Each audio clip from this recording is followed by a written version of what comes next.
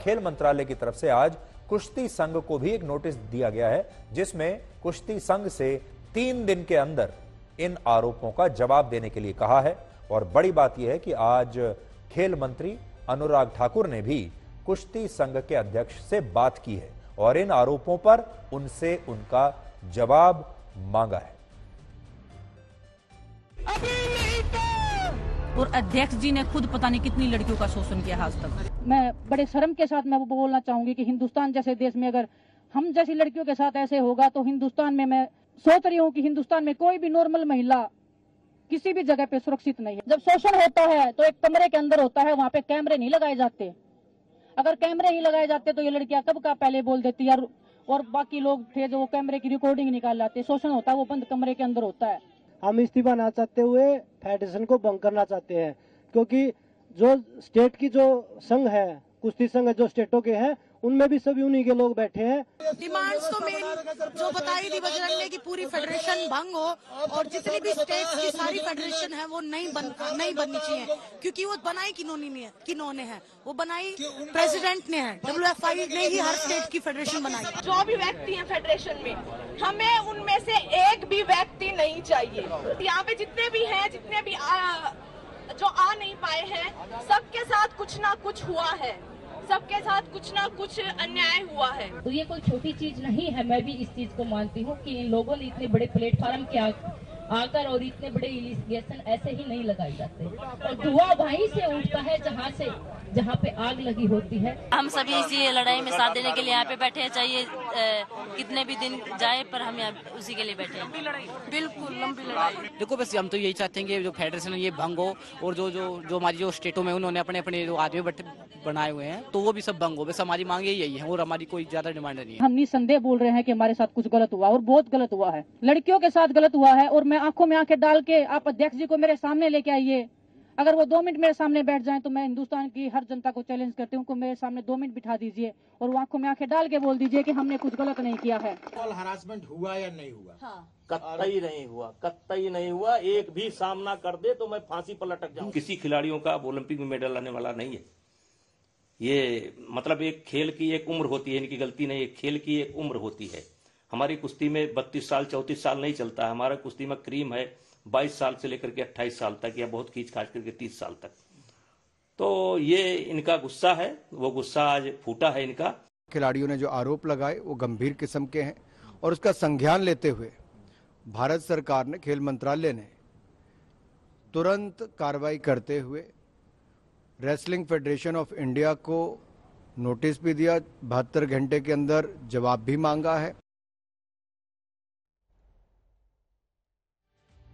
आपको याद होगा आज से कुछ वर्ष पहले 2016 में एक मशहूर फिल्म आई थी जिसका नाम था दंगल, जो फोगाट सिस्टर्स पर बनी थी।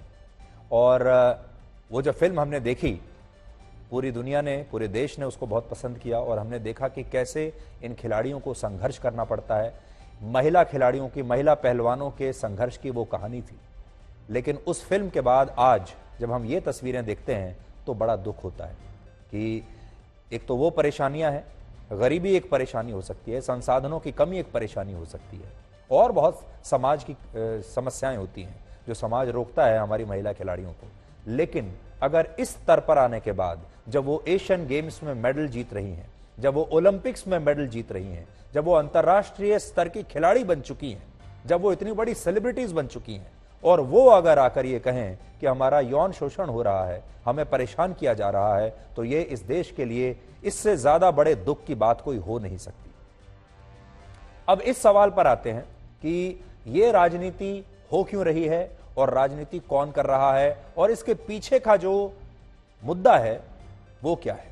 राजनीति इन खिलाड़ियों के साथ हो रही है या ये राजनीति ये खिलाड़ी खुद कर रहे हैं? क्योंकि भारतीय कुश्ती संघ के अध्यक्ष का कहना है, अब आप उनका भी पक्ष सुन लीजिए, उनसे भी हमने बात की।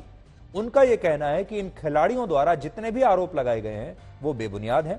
सच्चाई यह है कि ये सारे खिलाड़ी असल में उन नियमों को लेकर नाराज हैं, नए नियमों को लेकर नाराज हैं जिनमें कुछ समय पहले बदलाव किए गए। ये नियम 2 भागों में बटे हुए हैं, जिनमें पहला नियम ओलंपिक कोटे को लेकर है और दूसरा नियम ट्रायल से खिलाड़ियों की यूनिफॉर्म से जुड़ा हुआ है।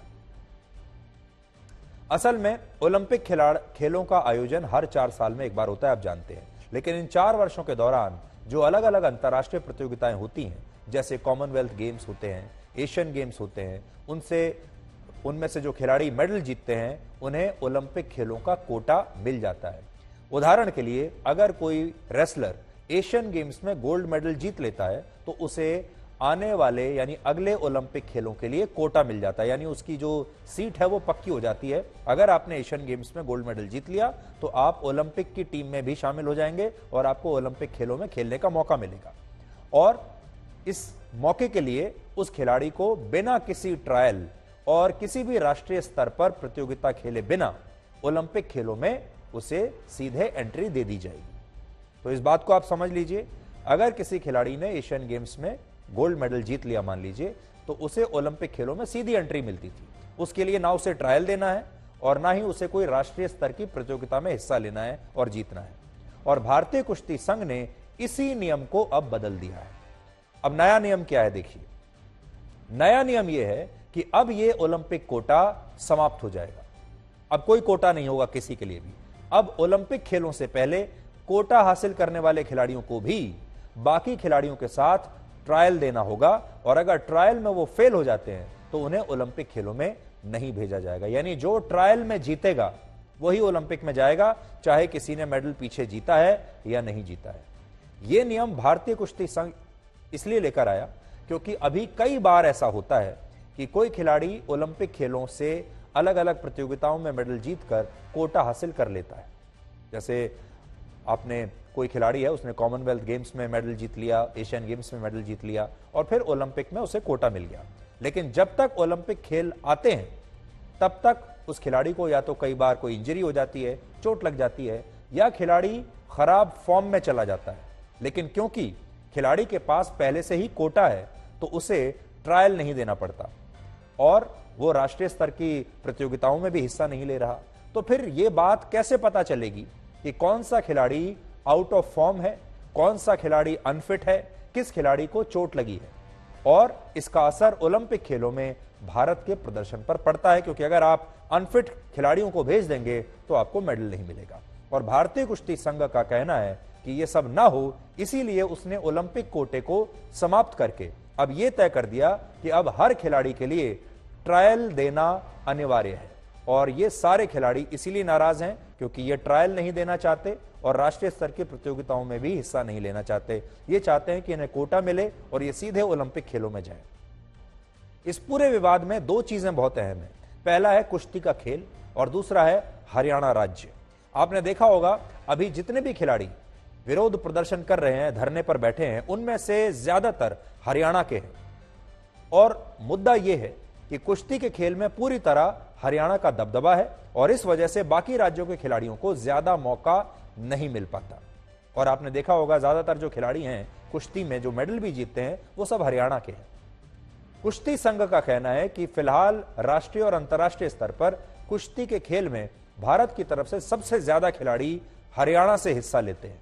सबसे ज्यादा खिलाड़ी हरियाणा के हैं और इसी वजह से हरियाणा के खिलाड़ियों को ही ओलंपिक का कोटा मिलता है और बाकी राज्यों के खिलाड़ी ओलंपिक में पीछे रह जाते हैं, उन्हें मौका ही नहीं मिलता क्योंकि कोटे से सीटें भर जाती हैं।